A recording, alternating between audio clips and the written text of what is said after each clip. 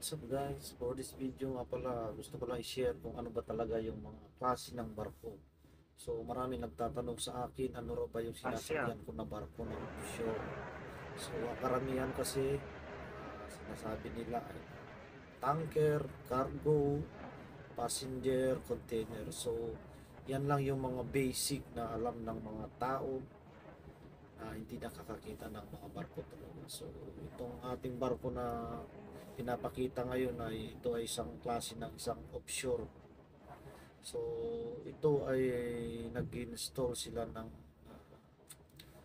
wind farm. So kasama namin sila sa dito sa trabaho dito sa wind farm. So itong barko na to ay isang may helideck Ano and trabaho sila niya? ay installer ng wind farm or turbine, windmill kung tawagin. Stoller sila daw ah. So, ayan, isa itong uri ng barko ng pang-offshore. And then, ito naman isa, makikita nyo may apat na nakatayo. So, yan yung legs ng windmill. So, medyo close up natin yan para makita. And ito naman barko na ito ay may apat na paa. So, may legs yan. And then, tutukod sa may seabed.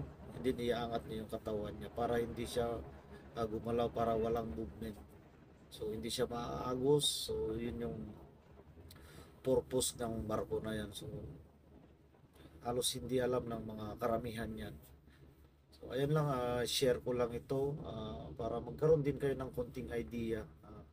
Ganito pala ang pag-install ng windmill dito sa may dagat. So itong barko ko naman ay underwater survey. So may mga video na rin ako kung ano yung mga gamit namin dito or ano yung mga ginagawa namin.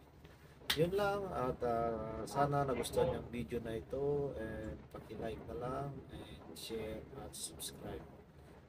Yun lang, thank you and God bless. Bye bye.